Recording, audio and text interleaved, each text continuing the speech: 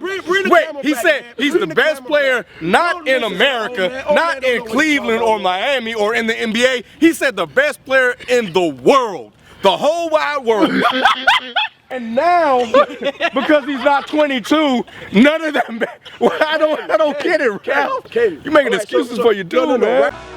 One thing we have to keep in mind is that, and we talked about it on the show, but at the same time, it comes from two different points. Then all of a sudden, he want to say, oh, well, I think for me, I don't know if I can speak for everybody else. This is DeadEndSports.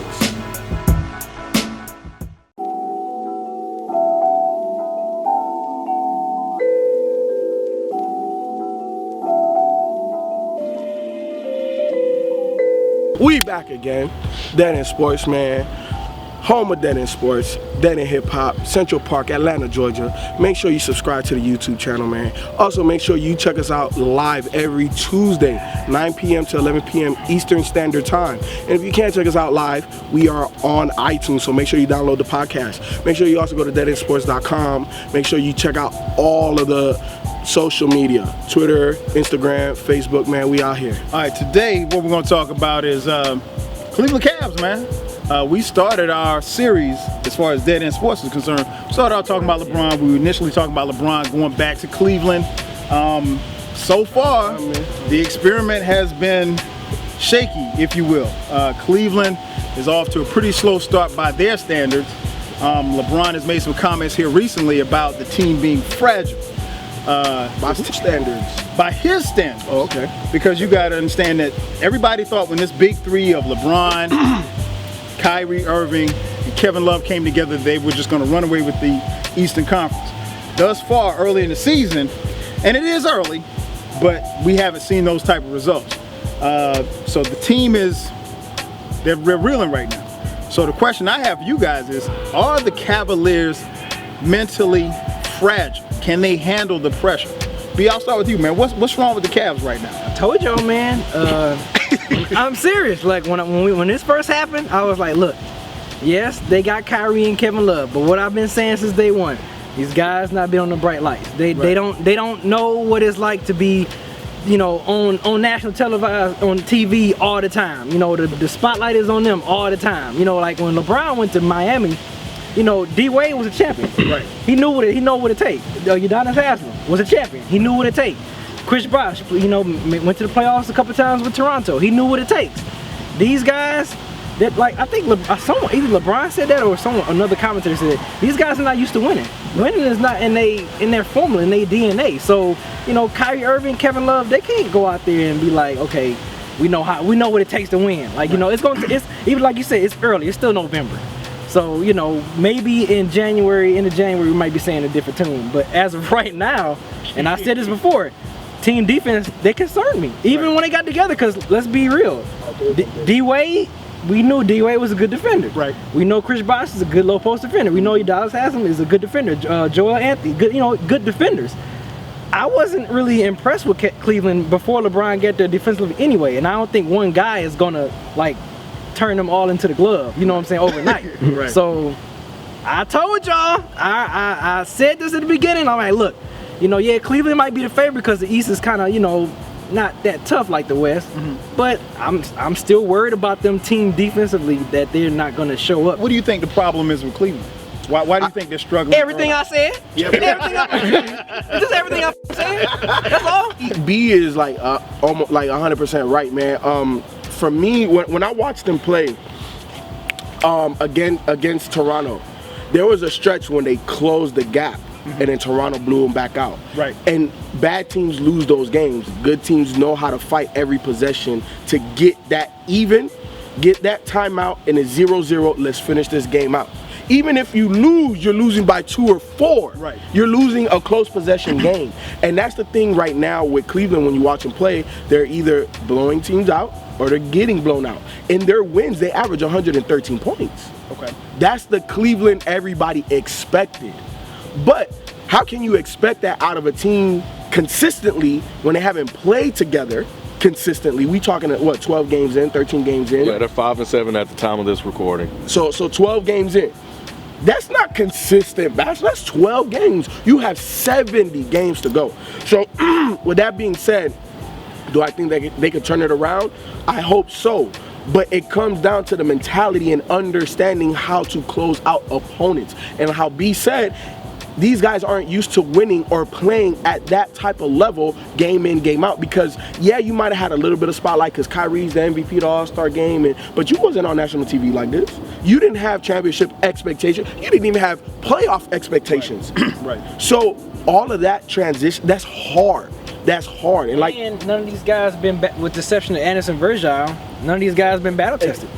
They haven't been battle tested, and guess what? They haven't really played as a. How many new players do they have? They have Mike Miller, Sean Marion, LeBron, Caleb. You know what I'm saying? Anderson Virgil was out all last year, basically. You know what I'm saying? So you have your primary rotation is brand new. You have a brand new rookie head coach.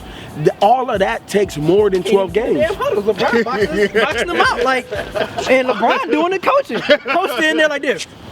He's standing behind LeBron like, hey Brian, can I get in? Can I talk to the team?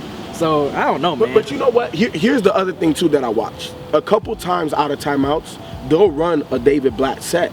The one play I have stuck in my head, I don't remember the team, but they ran their motion set. LeBron gave it up. Deion Kane, he gave it up. He gave it to Kyrie. They ran pick and roll with Virgil. He threw just a little pocket pass, easy layup. And what I see is kind of distrust. When you watch Cleveland play, it's a lot of one-on-one. It's Kyrie's turn, it's LeBron's turn, it's Kyrie's turn, it's Deion's turn, and there's no movement. There's not even, because even a lot of times, like, and obviously we're not NBA players, but me, Rod, and B, we go out there and hoop against whoever. And sometimes we'll look and be like, yo, he can hoop. He's just playing on a bad team. Right. We get on this team, he passing, we moving, we doing all, and they're not doing that. It's kind of like they don't even trust each other. Not only do they not trust the coach and the system right now, they're not even trusting each other. And that takes more than 12 games as well. Do I think that they can get over that hump? Yes, but I think that they need to listen to the coach. I think they need to start trusting, and it'll come. It'll come. I think we're hitting the panic button way too early. If this was 30 games in and they look like this, right? I'm selling Cleveland stock. I'm selling Cleveland stock, but 12 games in, I can't do it. LeBron James is the problem. Whoa. You know, if you ask me, every time I see a headline, LeBron James got something to say about his teammates. We don't know how to win. We fragile. We get our head down. We got to play defense. We got to do this, that. It's like he's constantly scolding them like they're his kids. But he just said in the article that he feel like it's his fault, though. He said I stink. Let's just be real, man. LeBron was feeling himself coming into this season. He just knew he was going to step onto the court in Cleveland and things were just going to work out. I'll be the first to say, from what I saw in preseason, I thought the same thing until the game started being played. And I'm seeing, like you said, Kyrie will get the ball, and Kyrie's a problem too, because Kyrie will get the ball and he's just going one-on-one. And he's not even looking to pass. And then LeBron seems like he would get frustrated with Kyrie and he would check out. We all know how he does. He'll check out of a game in a minute when things are not going his way. He'll check out of the game. He won't run back on defense. And then they're not even giving Kevin Love the ball. So David Blatt is a problem because he doesn't know. Love said numerous times he want the ball down low. Go get him if you're not going to use him. But you turn him into Chris Bosh. The thing with K-Love is this, and I agree with everything you say. I'm not disagreeing with anything you say. What? Yeah, I know, right? Yo, look, it's the Twilight. We did that in hip hop, then I was doing sports. I don't know. Bleeding. Mike wants some entertainment, y'all agreeing. Look, with K-Love, right? Like, he's a natural big man, right? He's a big man. It's not like he's a little guy trying to play big. He's a big man. So his whole life, he's played off of a guard or somebody that's ball dominant. He's not gonna come out here, oh, let me get this rock, and no, he doesn't do that. He's like, okay, I'm gonna set this pick, I'm gonna get open, I'm gonna post up, I'm gonna get to spots. With Kyrie and LeBron going one-on-one every single dang time. If you look at the Cleveland Cavalier teams in the past, this team is far more talented than those teams. But they were able to win 66 games multiple times, #1 seed constantly. Why? Defense. That and what else?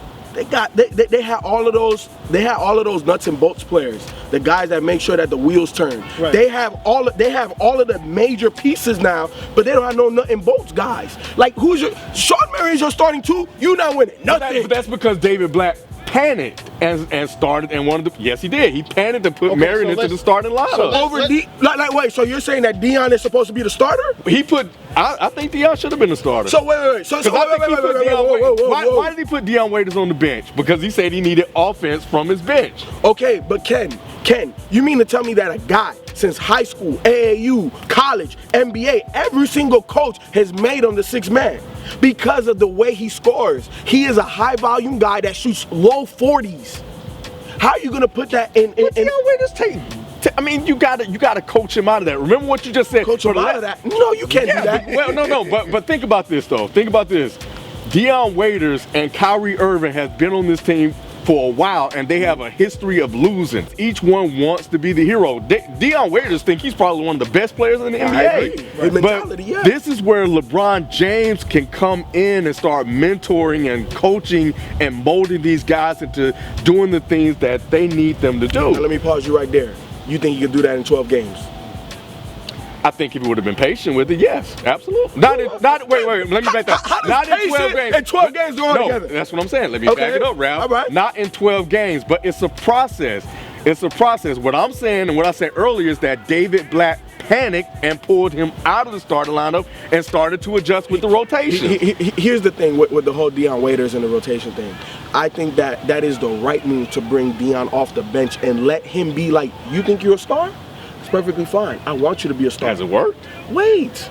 Because name me another player on their second unit that gets constant rotation minutes in the second unit. I don't know. I can't name anybody because David Blatt don't know his rotations. Look, but a lot of coaches don't know their rotation in the first 12 games. No, David Blatt has a brand new team that he's trying to figure out how to coach. Of course, but you're making it sound like it's because of him and just not the whole situation. He has to learn his team the same way his team has to learn him. So it's not just David Blatt's fault. And David Blatt's not coming in there with clout like, yo, I'm Popovich, you gonna do this. Whose fault is that? Okay, hey, so that's Cleveland. Let me jump That's in right LeBron's fault. Let me wait a minute. How is it not LeBron's fault? Yes, it is LeBron's fault because LeBron, like I said, came in thinking he was the stuff and that he was just going to step on the court, Magic 66 wins. He thought that, but that's why he left Miami. He never should have left Miami. Wait. So you putting words in LeBron James' mouth? I told you when I started out, LeBron James is the problem. And I said that LeBron James thought that. Man, you know good, Ralph, you know good and well I haven't talked to LeBron James. Oh, Mike Seatown's here, by the way. Mike Seatown's here, He is cranking in the background. The reason why I asked the question, he stated, and I haven't talked to LeBron either, but LeBron talked to everybody before this whole season, and he told you the same way he told me, the same way Frank Caliendo talked like Morgan Freeman and told all the ESPN audience all day long that day, this is going to be the hardest job that he's ever had. He said that, his bro. Body language from and the get-go. His body language and his mannerism doesn't reflect right. that. I give you that. He hasn't been the leader that we've known for him to be, and I give you that. And I can't dismiss really LeBron on that. That we think he is. But I mean, not so far. He's been a I know, right? LeBron has always been a great leader on far worse teams. I guess. Let me go back to something that you said. When before the season started, when we started talking about what we thought they would end up, the question I have for you is: you mentioned David Blatt. How and we will say that it's early in the season. How culpable is David Blatt? Can he coach and succeed at this level? Because this is not Europe. Yeah. This is every game is scrutinized, and we all know. Every time Miami's lost, they're the lead story on sports. I don't want to see every time Cleveland loses, they're the lead story on SportsCenter. I don't want to see them every night on SportsCenter, but they're the lead story. When they lose, they've gotten blown out. They also lost to the Spurs by 2, but they've gotten they weren't even competitive in some of these games. Like you said, in a team with this amount of talent, this should never happen. But here's the thing, like I said, 12 games in, right? Like it's not like they're getting blown out for 12 games. They've blown out teams and they've gotten blown. So it's two sides. So when they meet in the middle, they'll be better. And I think David Blatt is slightly culpable, but I think where David Blatt fits into this is, can he get the team to buy in? Because I'm not questioning his coaching acumen. I'm not he knows how to coach basketball. He understands what it takes to win. But my thing is coming into the NBA, a whole different culture, a whole different level of talent, and you're going to quote unquote the title favorites now. How do you get these guys to buy in? And that's what I haven't seen. Well, they're not those type of players. But you have to buy in. So Kyrie gotta go. No, Kyrie don't have to go. They have to buy in. Being right to tell you all the time. When I'm out here hooping, when I say, yo, make the game, yo, pass the rock, move here, set a screen, make the game easier. I'll make the game easier for you. And when you watch LeBron play, what does LeBron do?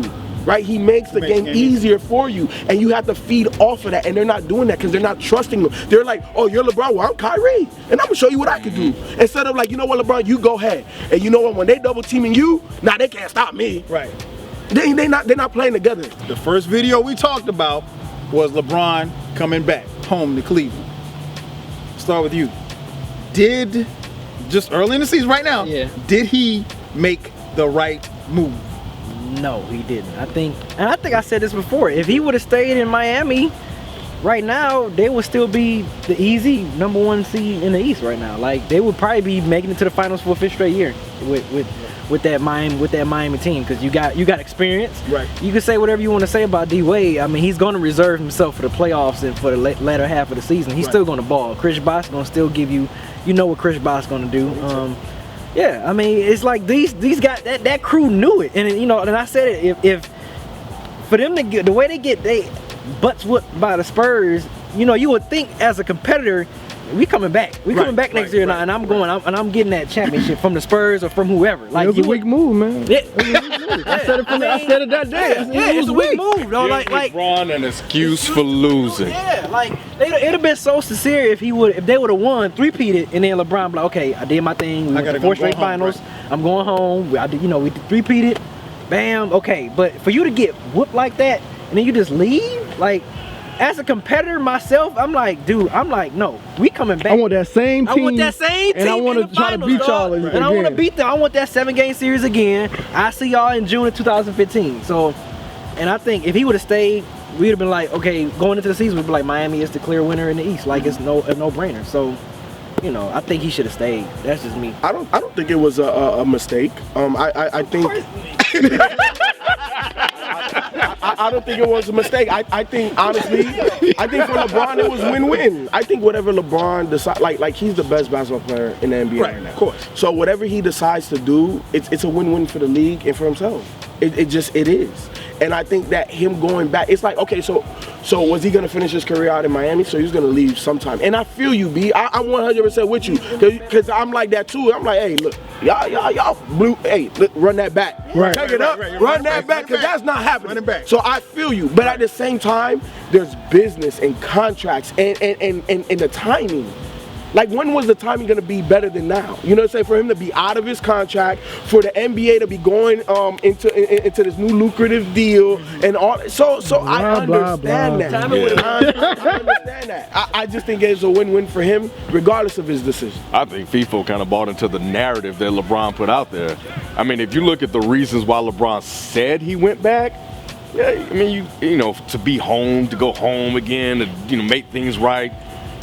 I mean, if he's sincere, and I would like to believe that he is, you can't say that he made a bad decision. But looking at the results of the court in 12 games, so we're judging this man. No, we're not judging. No. What you have to understand is that what we're looking at, if you hold Miami up here and you hold Cleveland up here, Miami looks almost the same as they did last year. I mean, record-wise and everything like that. D Wade and Bosh are feeding off each other. Deng is looking good. I mean, they look cohesive. Cleveland, man, on a night-to-night basis, you don't know what you get. And I want to before you start writing me in, before you say anything to any of us, it's early. We want to preface by saying that, and 12 games does not make a season. Brand new roster. Look at it like this though, Raph. Like you saying that's a new roster. When he went to Miami, that was a new roster. Right. I mean, he had a new coach, a Spurl. And they were 8-9.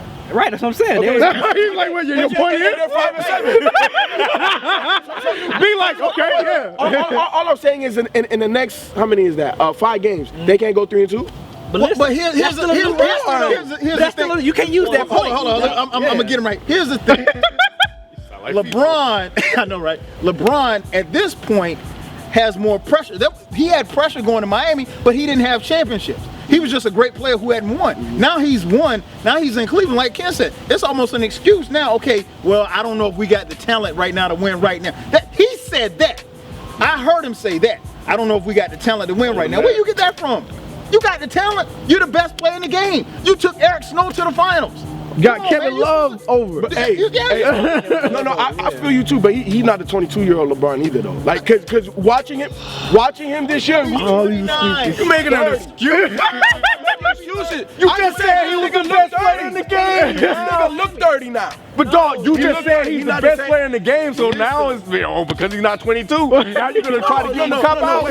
Wait, He said he's the best player, not in America, not in Cleveland or Miami or in the NBA. He said the best player in the world, the whole wide world. And now, because he's not 22, none of them. Well, I don't get it, Ralph. You're making excuses for your dude, man. What do I always say? Players in their physical prime can do a lot of by themselves that they don't need the extra talent So LeBron's around not in them. his Hold physical on. prime. LeBron is still mopping dudes up right now. But the difference is he's not 22, he's not 23, he's not 26. Physically, he can't do all of that and propel a bad team to 66 wins by himself. You watch him now. He's not blocking dudes shots out the backboard no more, but he's still balling the same way Kobe's still balling because skill-wise, those two dudes are astronomical levels. So they can still do that, but they can't take a whole team by themselves and just do it by themselves. And you're 100% right. LeBron is still the best player. He definitely has more than enough talent. Player, but he's the best player, but because he's not 22, he can't take a team to 66 wins. I think they don't have the pedigree just yet, and that doesn't mean that they won't get it. Right. I mean, come June, we may be talking a different story. Yeah. Right. But right now, they're struggling. So, you know, they're going to have to do something because, like you said, if it's January and we're having this conversation, it's a problem. It's a problem. It's a huge problem. Man, that's going to do it for us, man. For Dead End Sports. Cleveland Cavaliers, they got problems. You tell us what you think. See us in the comment section.